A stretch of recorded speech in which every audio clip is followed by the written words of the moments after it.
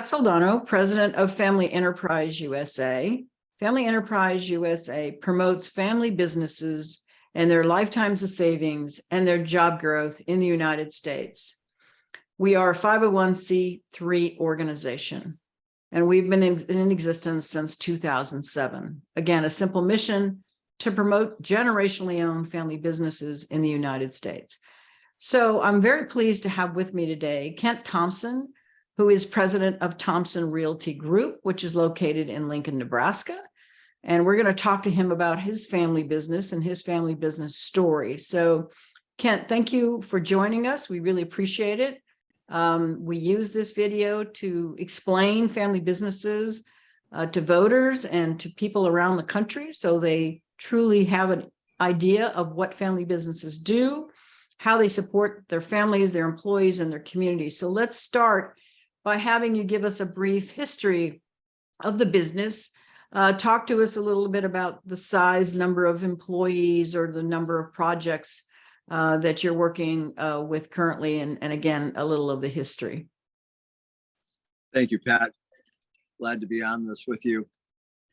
Thompson Realty Group is a group that started, I've been in commercial real estate for 45 years. I started this business about 33 years ago in Lincoln, Nebraska, and have enjoyed growing this company quite a bit over those 33 years. We have grown to quite a size and have kind of repositioned ourselves within the marketplace. We run about 60 different buildings that we've put up and built, invested in.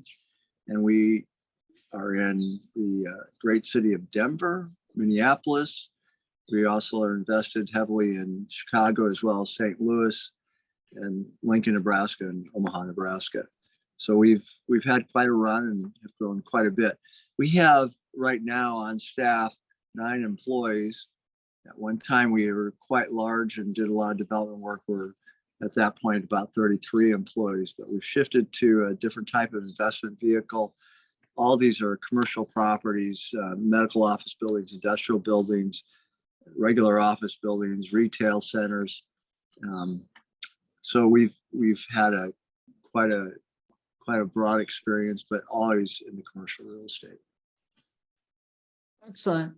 And tell us how you work with the family now, because I know you have passed next generation, the business on to the next generation, and maybe you could talk to us a little bit about that. Sure. Love the idea that we're passing this on to our kids.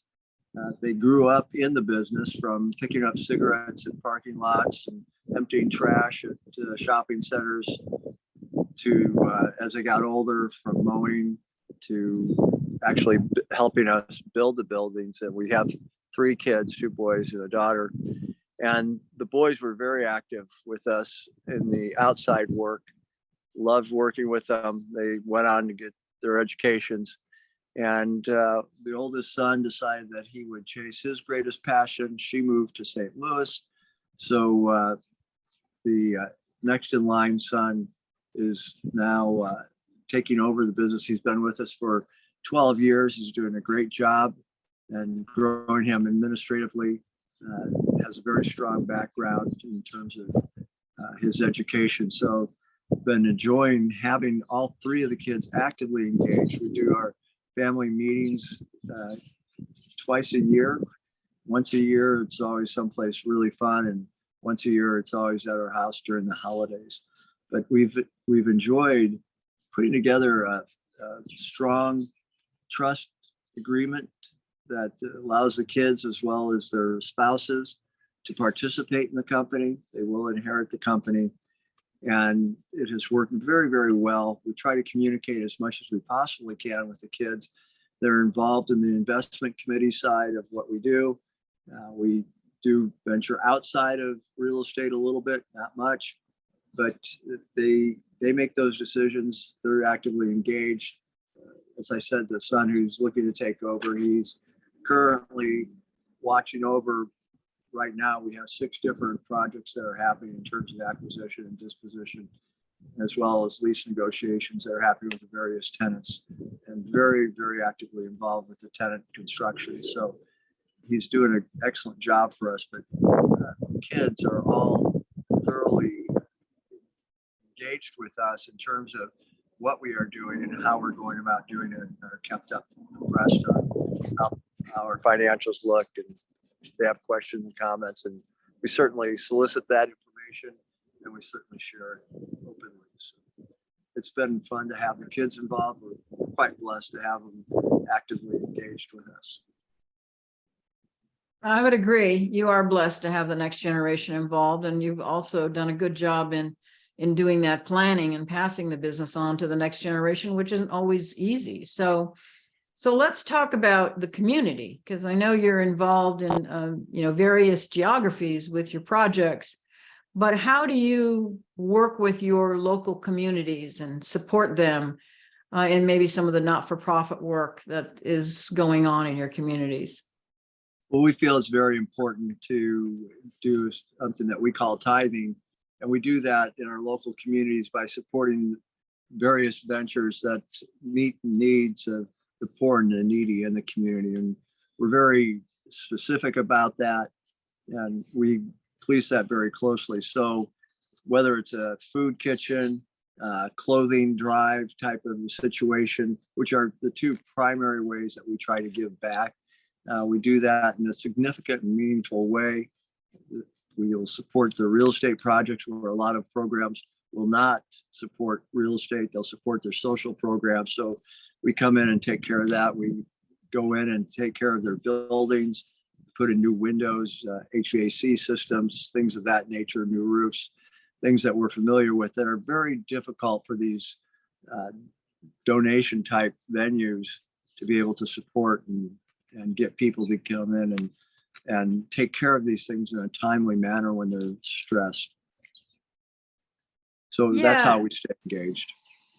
And I remember when we were talking that you said that you've done some work, outside of the country, some missionary kind of work. Maybe you could talk to us about that a little bit. Oh, it's a pleasure to talk about that. Our kids, we decided that rather than taking them to wonderful vacations on spring break, where they would just lay around on a beach or swim and luxuriate themselves, we decided we'd let them understand what the real world is really like. And with that, we started building schools all over the Caribbean, the Central America, South America, and Africa. My wife and I still continue to do that. We build at least one major project a year. And we're that type of group that says, yeah, we'll help. Anybody can write a check. We like to actually get out there and physically work and meet the people and understand the culture, understand the issues that they're having. Very rewarding, extremely rewarding. The kids love it. Of course, right now they're in that stage where they have young kids, and so they're not traveling to do that work with us right now, although they'd love to.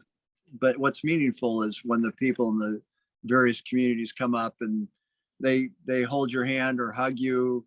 They're crying and they're telling you, wow, without your help, my little Jill or Joe would never have an education.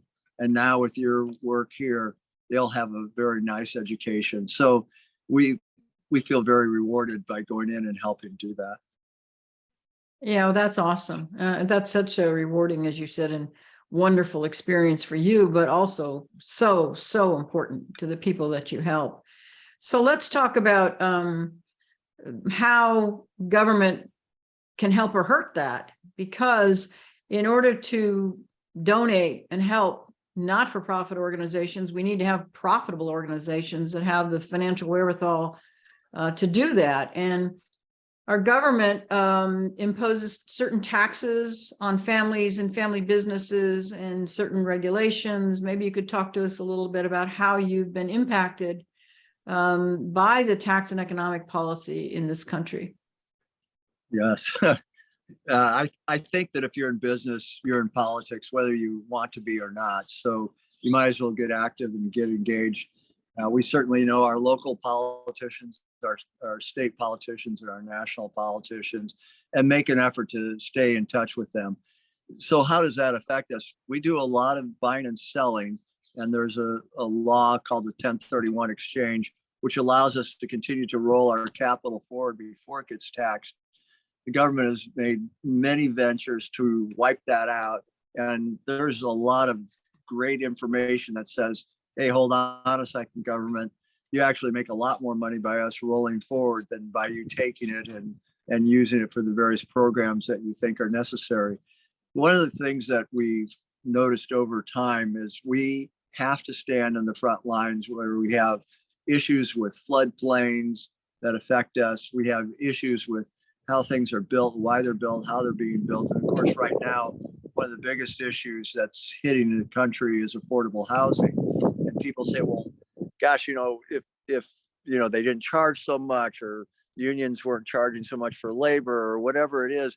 But the truth is that 27% of all of our costs on the site is caused by government. So if we could reduce anything, we could have more affordable housing. We're not talking about luxurious housing. We're just talking about great housing for the poor and the needy in our community.